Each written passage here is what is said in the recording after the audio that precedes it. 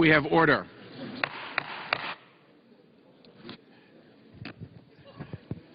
May we have order?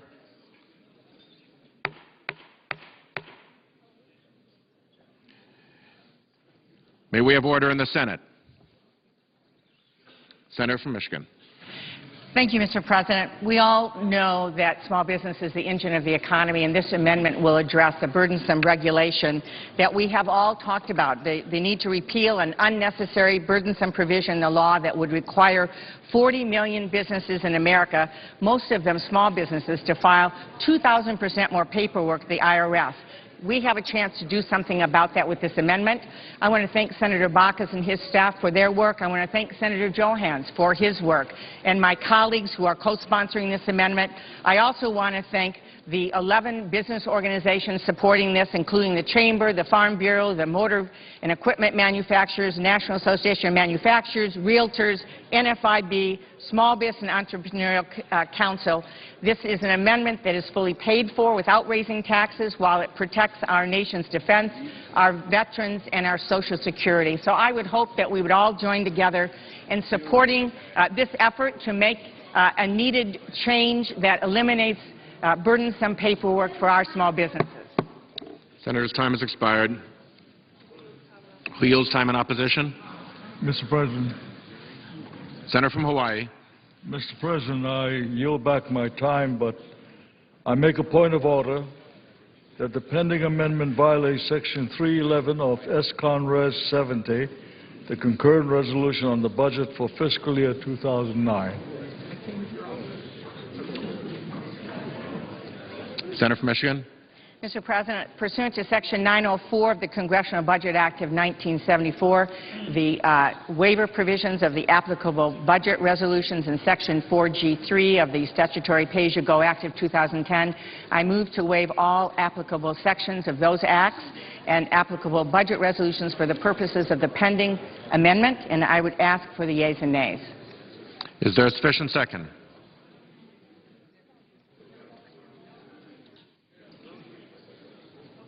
There is a sufficient second. The question is on the motion to waive. The yeas and nays have been ordered, and the clerk will call the roll. Mr. Akaka. Mr. Alexander. Ms. Ayotte. Mr. Barrasso. Mr. Baucus. Mr. Begich. Mr. Bennett.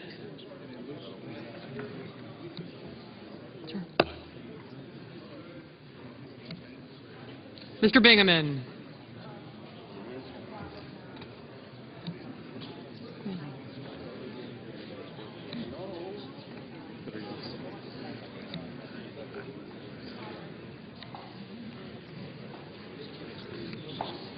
Mr. Blumenthal.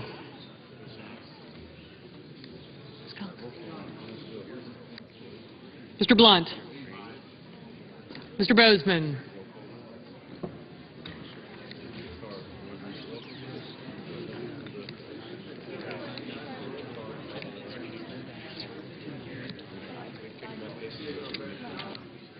Mrs. Boxer.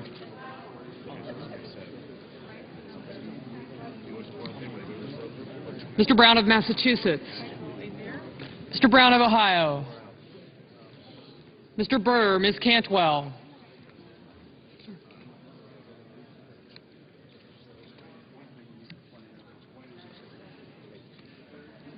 Mr. Cardin. Mr. Carper. Mr. Casey.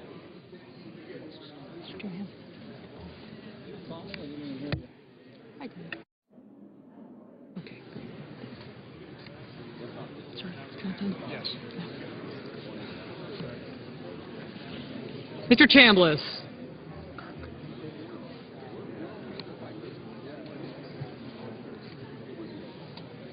Mr. Coates. Mr. Coburn. Mr. Cochran.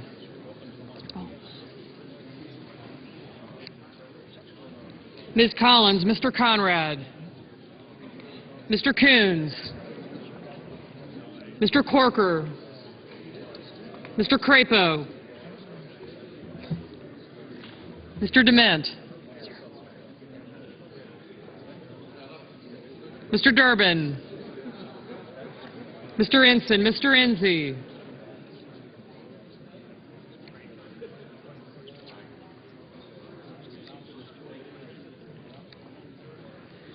Mrs. Feinstein. Mr. Franken.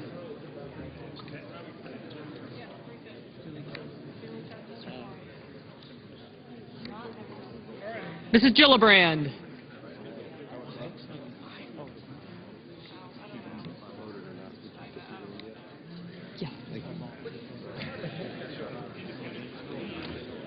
Mr. Graham. Mr. Grassley.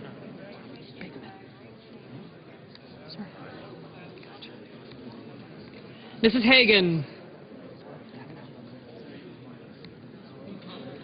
Mr. Harkin, Mr. Hatch, Mr. Hoven. Mrs. Hutchison, Mr. Inhofe. Mr. Inouye. Mr. Isaacson, Mr. Johans, Mr. Johnson of Wisconsin, Mr. Johnson of South Dakota. Mr. Kerry, Mr. Kirk, Ms. Klobuchar.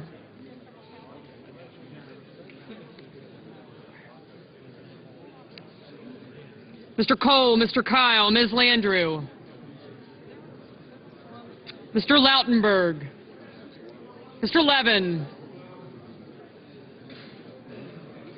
Mr. Lee. Mr. Lieberman. Mr. Lugar.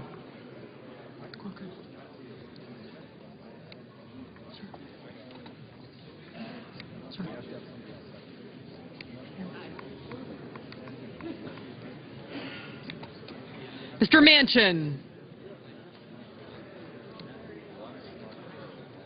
Mr. McCain. Mrs. McCaskill. Mr. McConnell. Mr. Menendez.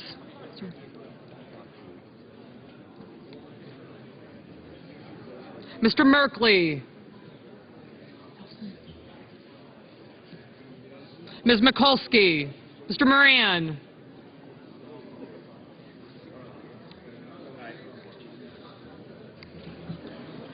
Ms. Murkowski.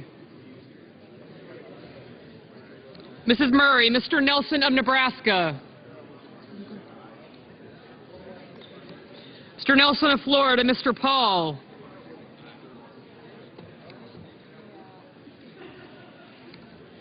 Mr. Portman.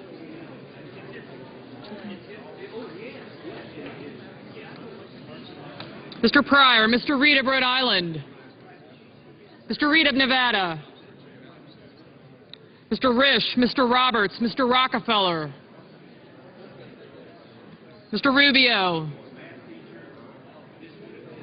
Mr. Sanders. Mr. Schumer. Mr. Sessions, Mrs. Shaheen.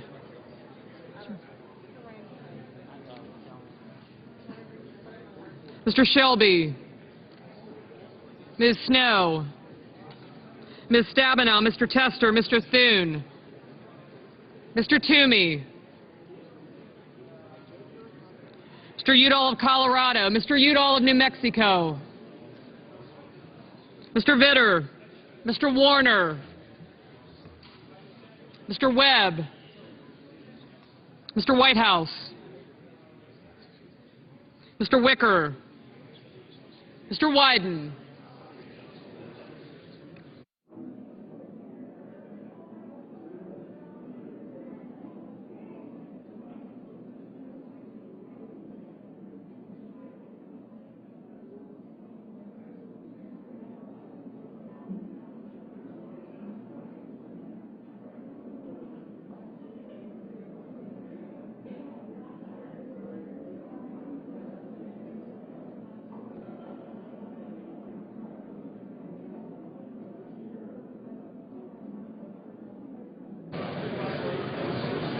Senators voting in the affirmative: Alexander, Ayotte, Barrasso, Baucus, Begich, Bingaman, Blumenthal, Blunt, Bozeman, Boxer, Brown of Massachusetts, Burr, Cantwell, Casey, Chambliss, Coates, Coburn, Cochran, Collins, Corker, Cornyn, Crapo, Dement, Inson, Enzi, Feinstein, Hatch, Hutchison, Inhofe, Isaacson, Johans, Johnson of Wisconsin, Johnson of South Dakota, Kerry, Kirk, Cole, Kyle, Lugar, Manchin, McCain, McCaskill, McConnell, Menendez, Murkowski, Nelson of Florida, Paul, Portman, Pryor, Risch, Roberts, Rockefeller, Sessions, Shelby, Stabenow, Tester, Thune, Udall of Colorado, Vitter,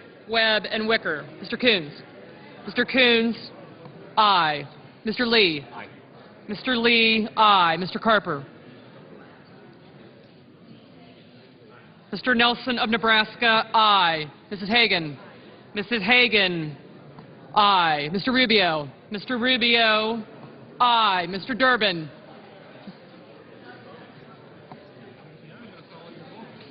Mr. Reed of Rhode Island. Mrs. Shaheen. Mrs. Shaheen, aye. Mr. Wyden. Mr. Wyden, aye. Mr. McCain. Mr. McCain, aye. Mr. Hoven. Mr. Hoven, aye. Mr. Moran. Mr. Moran, aye. Mr. Akaka. Senators voting in the negative. Akaka, Durbin. Akaka, Carper, Durbin, Gillibrand, Harkin, Inouye, Leahy, Levin, Mikulski, Murray, and Reed of Rhode Island.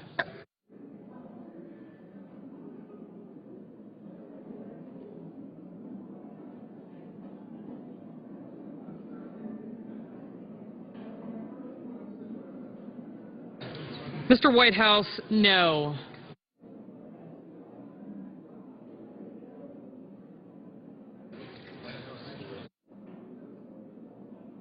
Mr. Franken, no.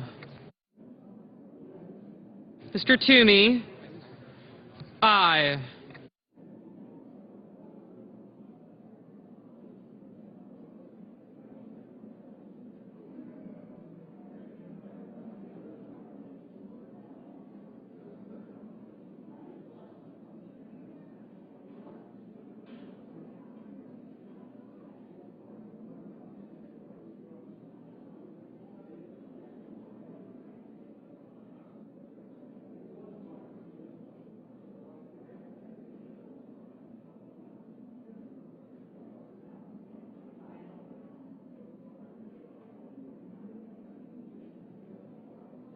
Mr. Reed of Nevada, no.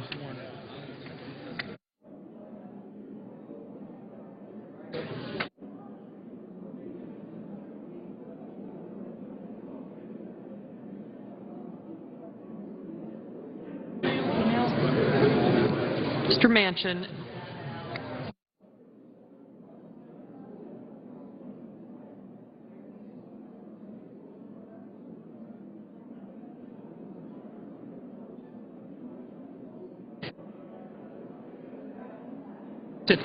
Mr. Brown of Ohio, aye. Ms. Landrieu. Ms. Landrieu, aye. Mr. Grassley. Mr. Grassley, aye. Ms. Snow. Ms. Snow, aye. Mr. Cardin. Mr. Cardin, aye. Mr. Bennett. Mr. Bennett, aye.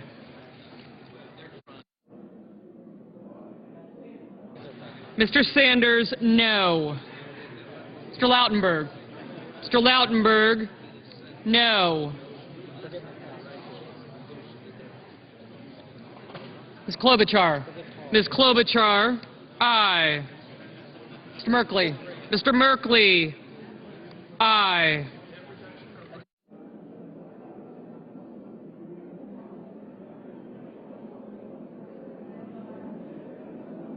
Conrad. Mr. Conrad, aye.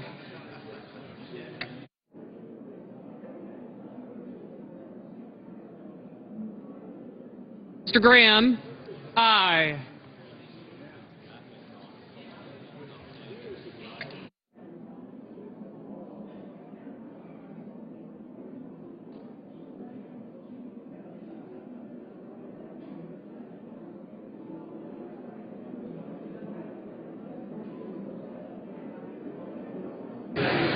Mr. Udall of New Mexico, aye. Mr. Schumer, no.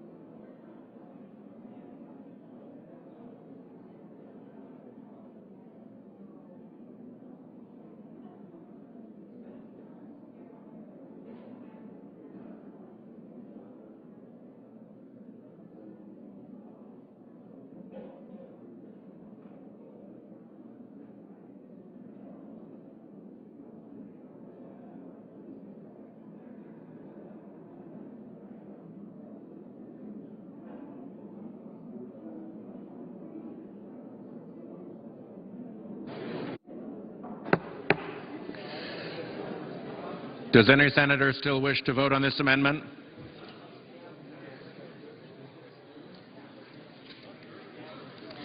If not, on this vote, the yeas are 81, the nays are 17. 3/5 of the senators duly chosen and sworn having voted in the affirmative, the motion is agreed to. Motion to waive having been agreed to, the amendment is agreed to under the previous order.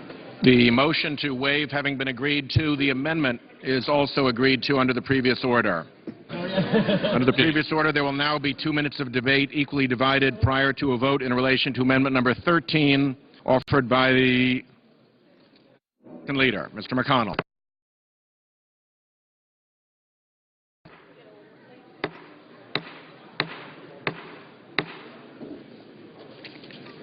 He's not the senator from Michigan.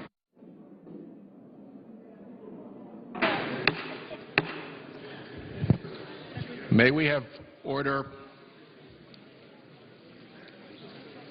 May we have order in the Senate, please? May we have order in the Senate, please?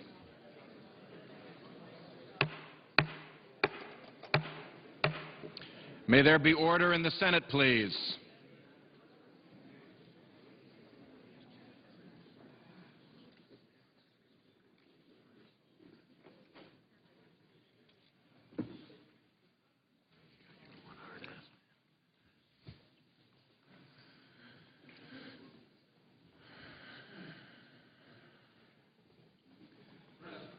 Senator from North Dakota.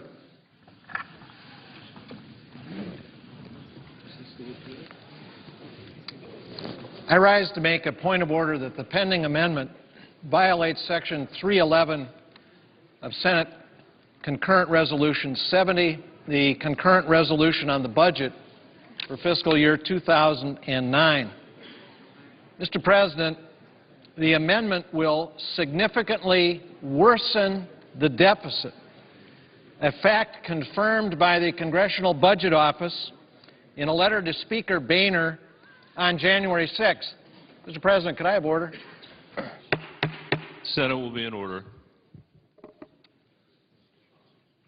Mr. President, the CBO letter says clearly that they estimate that enacting the health care law repeal would increase federal deficits in the decade after 2019 by an amount that is in the broad range around 0.5% of GDP for that period.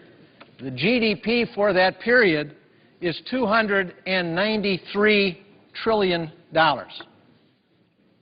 $293 trillion. Mr. President, 0.5% is an increase in the deficit and debt of this country of more than $1.4 trillion. Now, we've heard colleagues on all sides say we got to get our deficits and debt under control, and yet one of the first measures here is to explode the deficits and debt, add $1.4 trillion to the debt. Mr. President, that is not just irresponsible, it is reckless. I urge my colleagues To support the budget point of order. Senator's time has expired. The Republican leader. Only in Washington could you argue with a straight face that starting a new multi-trillion-dollar entitlement program is going to save money. CBO could only look at the proposition that was presented to us, which front-loads tax increases and Medicare cuts and backloads benefits. Therefore, pursuant to Section 904 of the Congressional Budget Act of 1974 and Section 4G3 of the Statutory Pay-As-You-Go Act of 2010, I move to waive all the applicable sections of those acts and applicable budget resolutions for purposes of my amendment and ask for the ayes and Mr. President, we're going to have no more votes tonight. We have an amendment that Senator White House is ready to offer, and there are a number of other FAA-related amendments that people are waiting to offer. We hope to have a very productive day tomorrow, and in the near future, we hope to be able to develop a finite list of amendments so we can work toward concluding this most important bill. Mr. President, I ask for the ayes and nays. Is there sufficient second? There appears to be. The question is on the motion to waive. The yeas and nays have been ordered. The clerk will call the roll. Mr. Akaka. Mr. Alexander.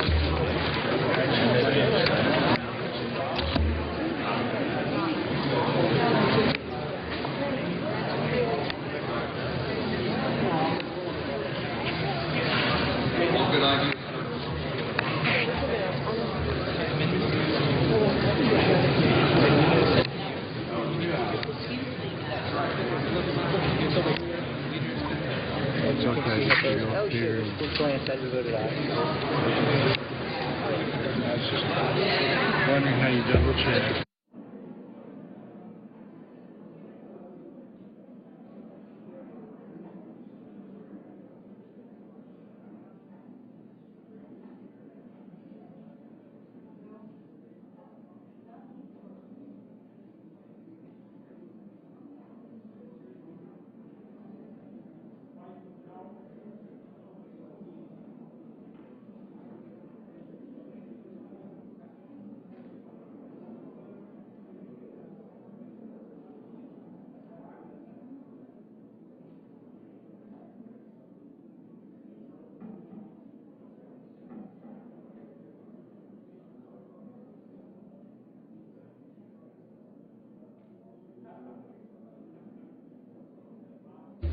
Matea. Mr. Barrasso.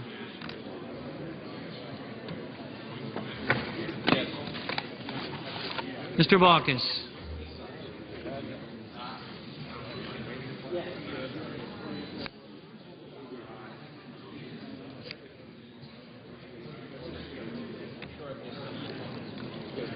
Mr. Begich. Mr. Bennett.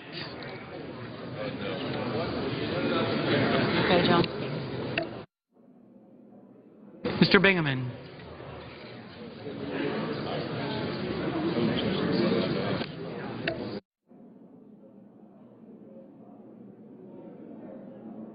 Mr. Blumenthal. Mr. Blunt.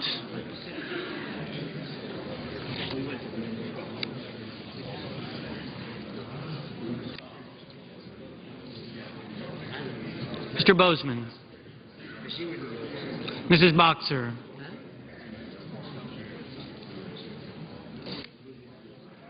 Mr. Brown of Massachusetts. Mr. Brown of Ohio.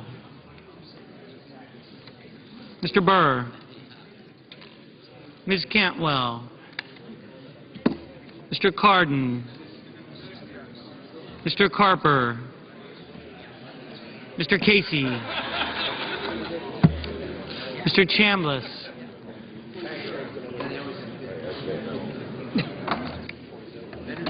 Mr. Coates. Mr. Coburn. Mr. Cochran. Ms. Collins. Mr. Conrad. Mr. Coons. Mr. Corker.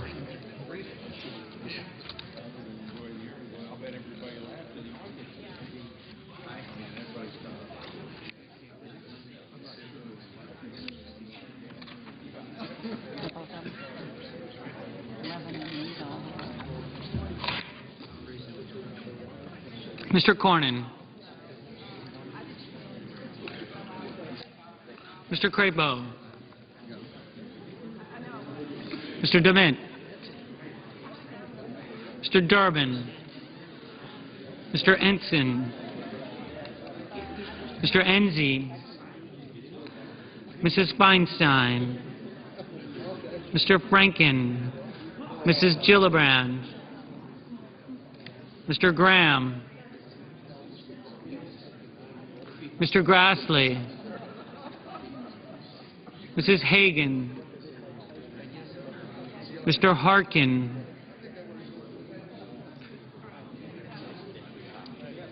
Mr. Hatch. Mr. Hoven. Good, that'd be wonderful.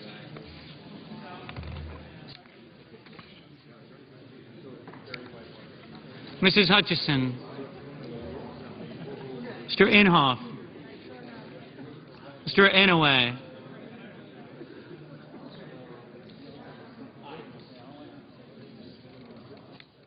Mr. Isaacson.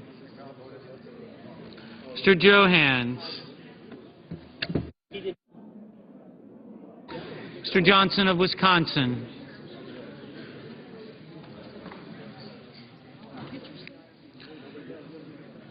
Mr. Johnson of South Dakota. Mr. Kerry.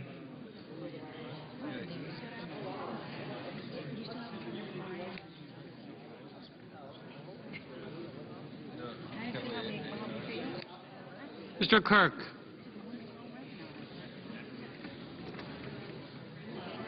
Ms. Klobuchar. Mr. Cole. Mr. Kyle.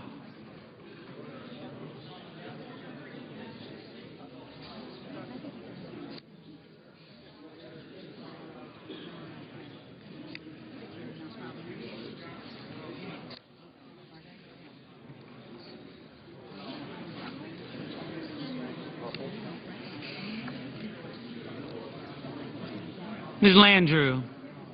Mr. Lautenberg. Mr. Leahy.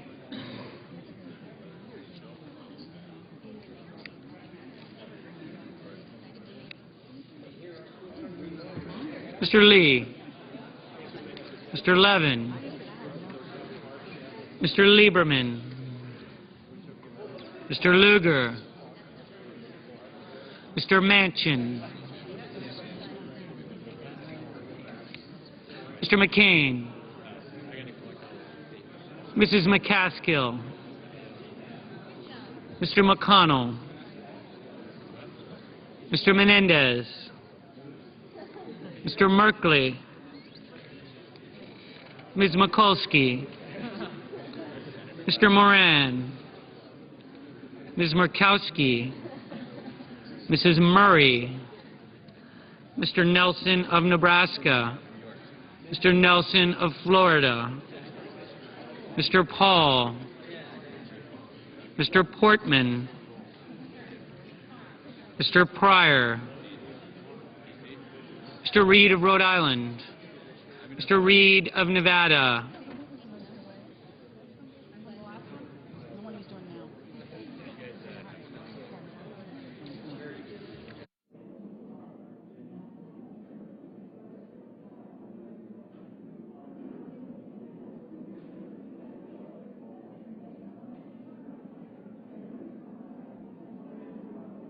Mr. Risch,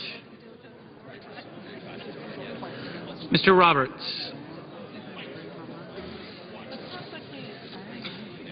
Mr. Rockefeller, Mr. Rubio, Mr. Sanders, Mr. Schumer, Mr. Sessions, Mrs. Shaheen, Mr. Shelby, Ms. Snow, Ms. Stabenow, Mr. Tester, Mr. Thune, Mr. Toomey, Mr. Udall of Colorado, Mr. Udall of New Mexico, Mr. Vitter, Mr. Warner,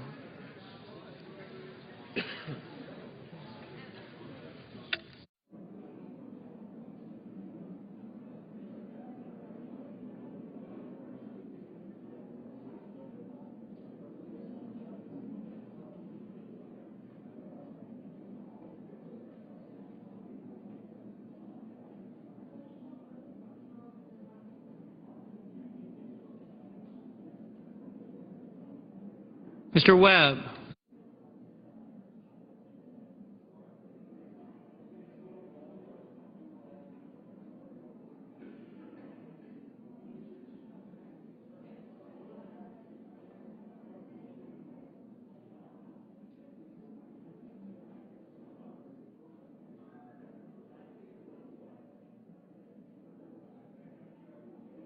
Mr. Whitehouse,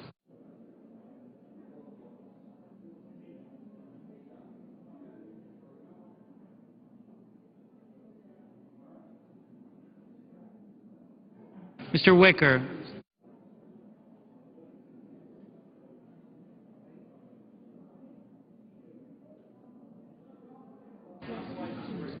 Mr. Wyden,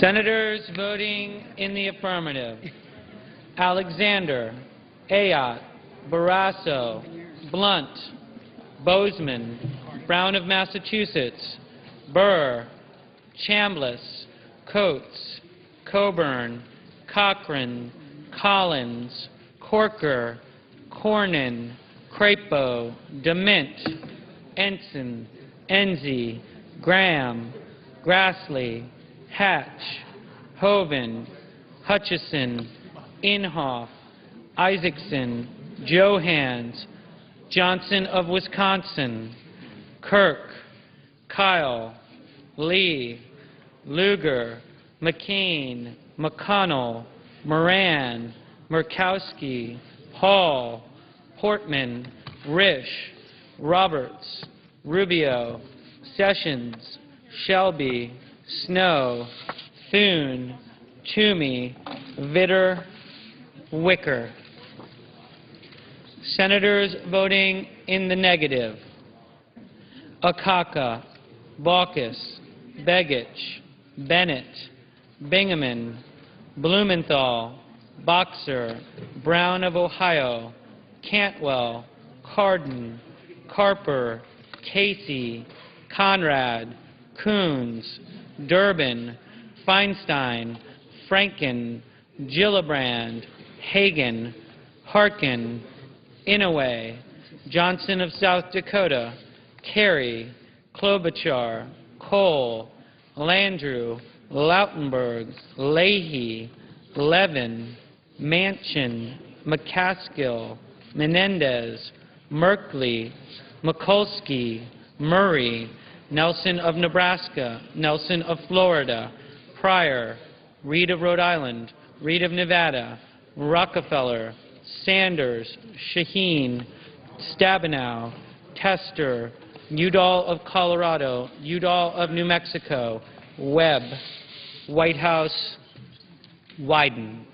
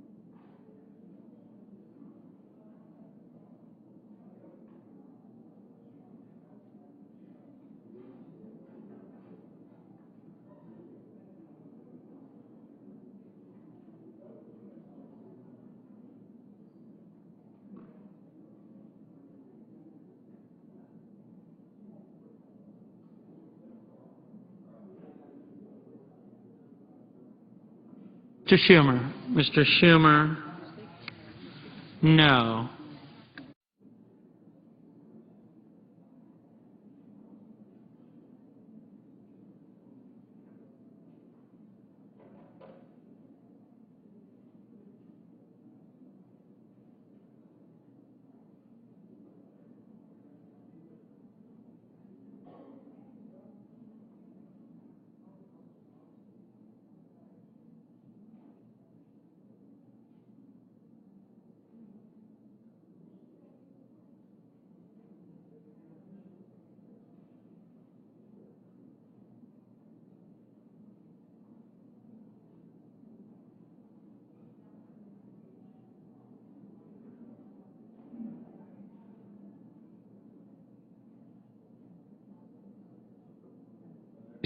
Senators wishing to vote or change their vote? If not on this vote, the yeas are 47, the nays are 51. 3/5 of the senators duly chosen and sworn not having voted in the affirmative, The motion is not agreed to. The motion to waive not having been agreed to, the point of order is sustained and the amendment falls.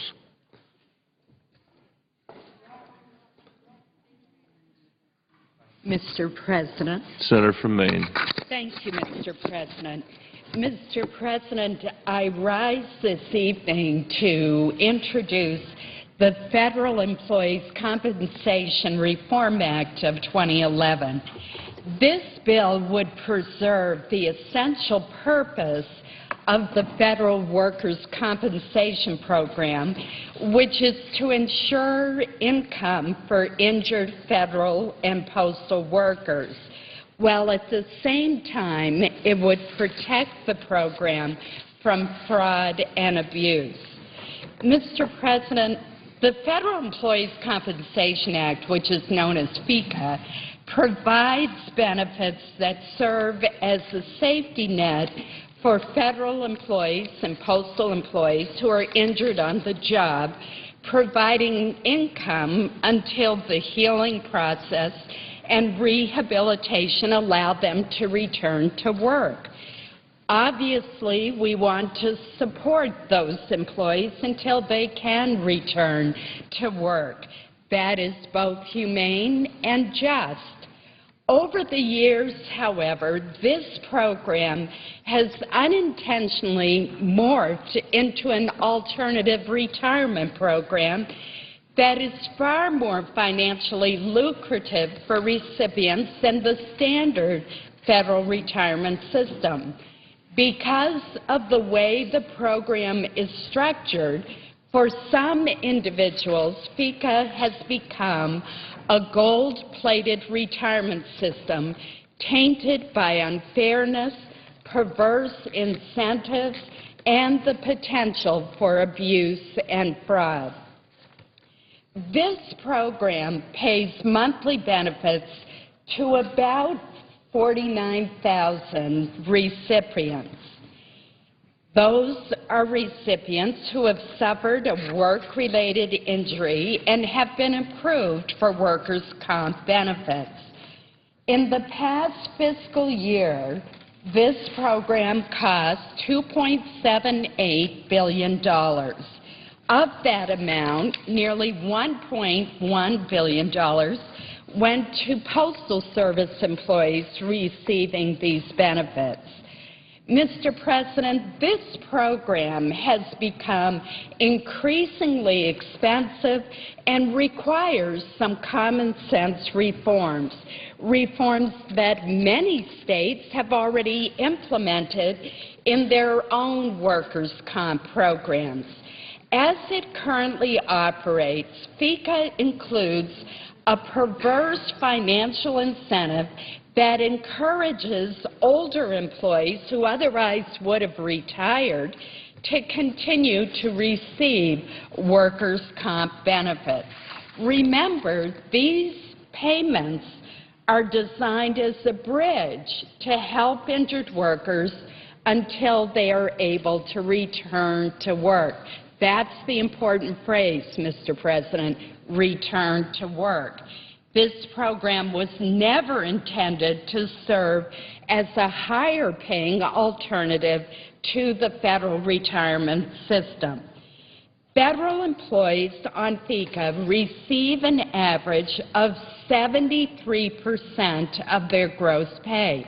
Moreover, these workers' comp benefits are tax-free, another substantial benefit. By contrast, a federal employee with 30 years of service under the Civil Service Retirement System would average slightly more than 56% of his or her gross pay as a retirement benefit.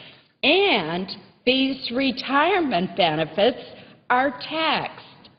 It pays, then, to stay on workers' comp for as long as possible, since many recipients receive more money under that program than they would if they were to retire.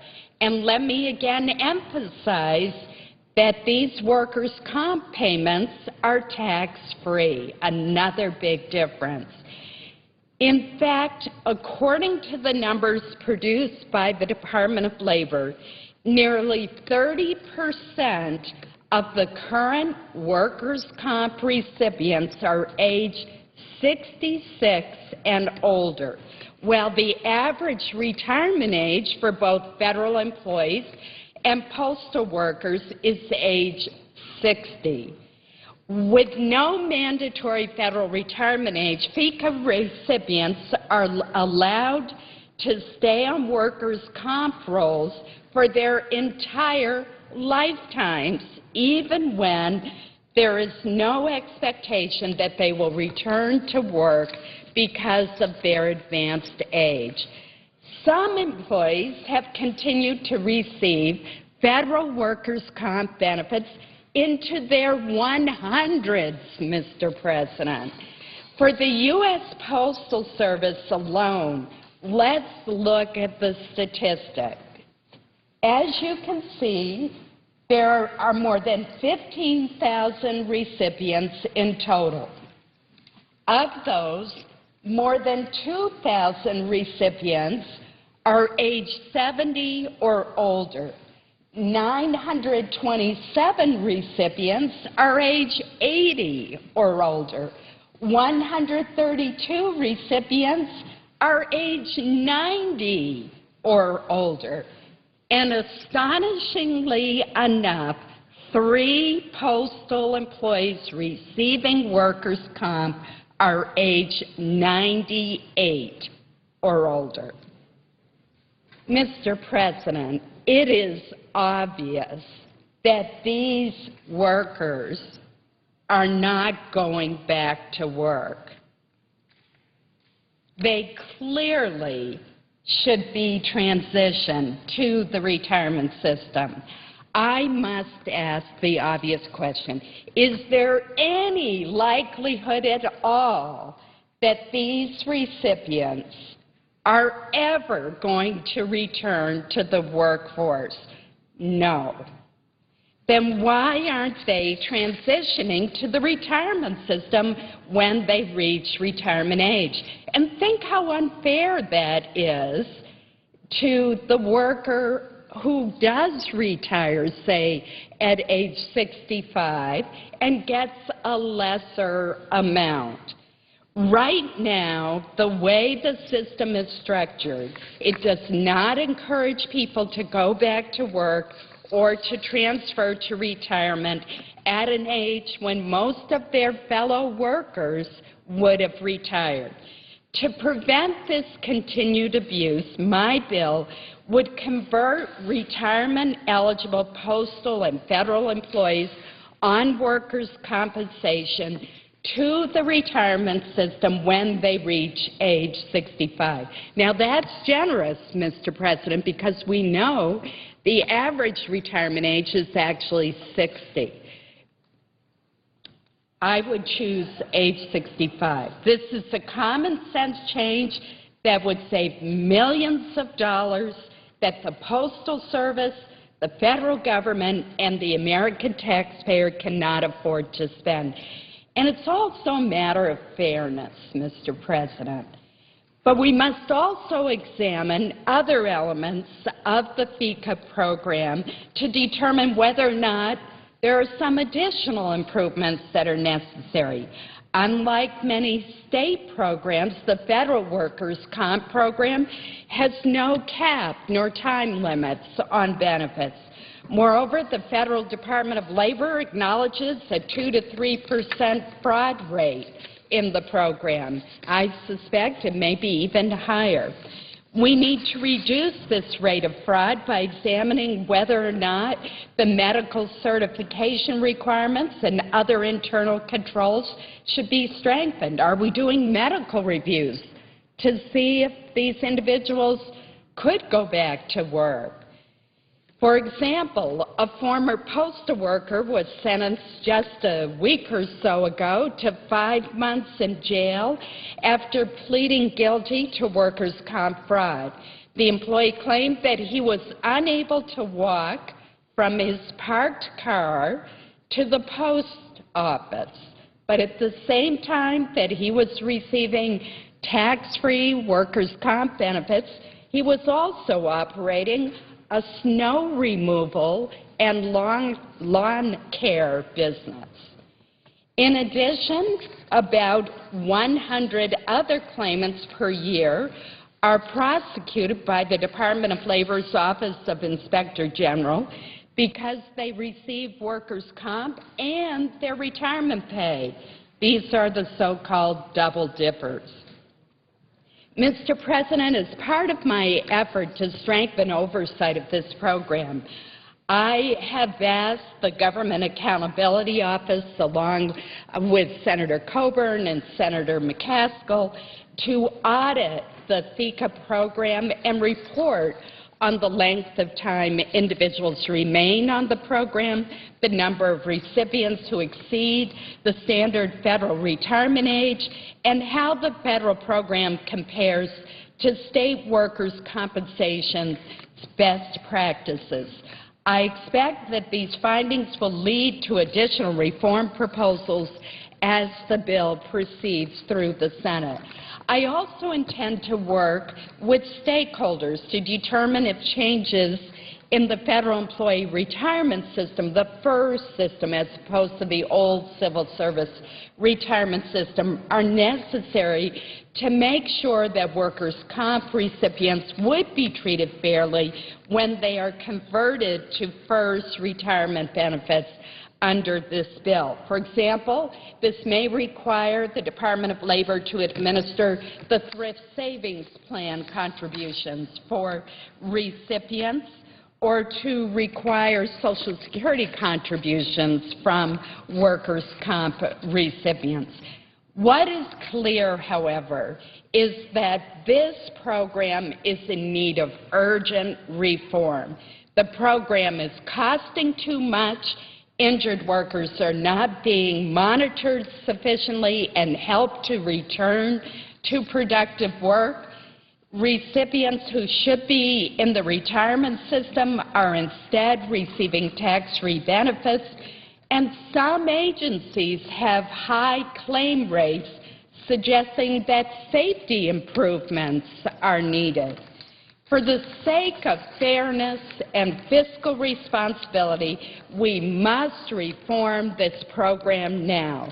Not doing so is an affront to the thousands of federal employees who enter the retirement system. It is a disservice to those federal and postal employees who truly need workers' compensation benefits, and it is an unnecessary burden on taxpayers. Thank you, Mr. President. I am going to send the bill to the desk and ask that it be appropriately referred. Thank you. The bill will be received and appropriately referred. Thank you, Mr. President. I yield the floor.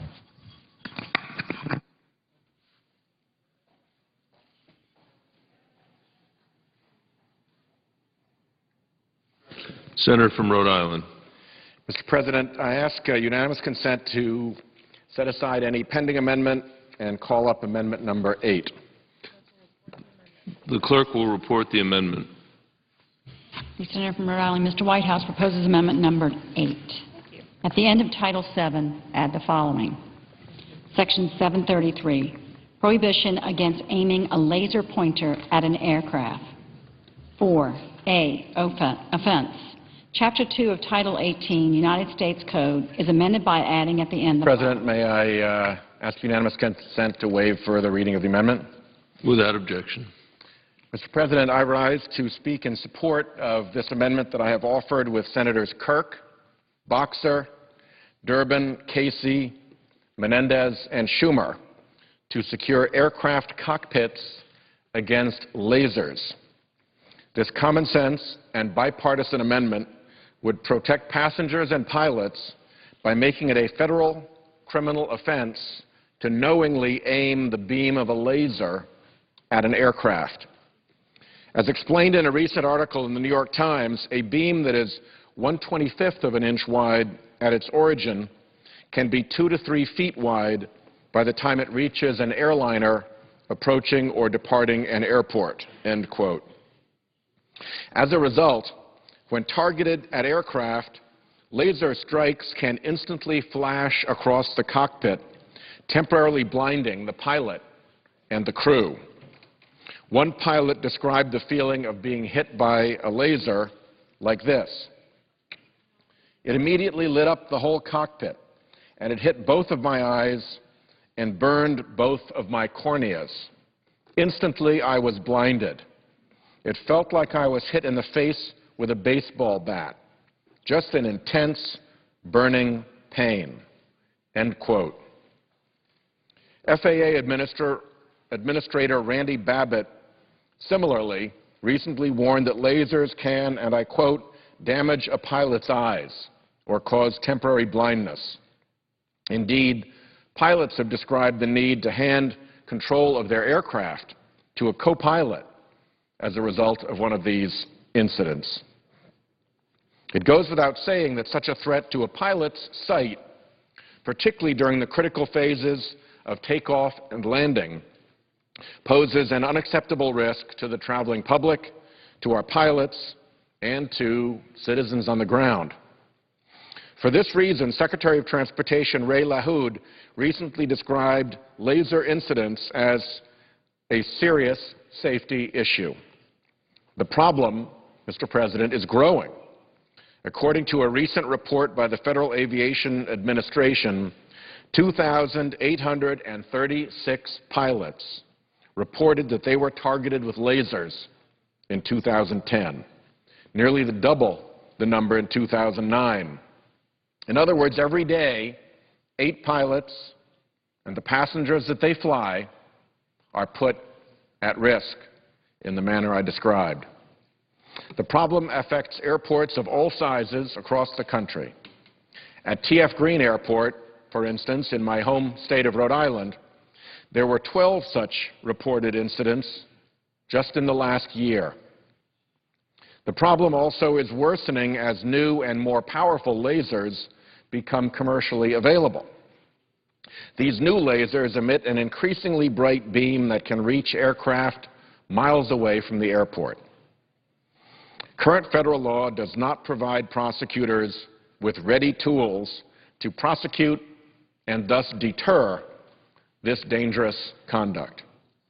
Ill-fitting existing statutes occasionally can be used, but only in limited cases, leaving even identified perpetrators to go unpunished. My amendment would solve this problem by creating a criminal offense that clearly and distinctly covers this harmful conduct. It would explicitly criminalize knowingly aiming the beam of a laser pointer at an aircraft. Violations would lead to punishment of imprisonment for up to 5 years or fines of up to $250,000. The legislation would exempt valid uses of lasers in the aviation context, such as designated research and development activities, flight test operations, training, and emergency signaling. Prosecutors would gain a new, valuable tool to protect air safety without any burden being imposed on legitimate users of lasers. Comparable bipartisan legislation has previously passed the House of Representatives and was reported favorably out of the House Judiciary Committee this year. It is widely supported.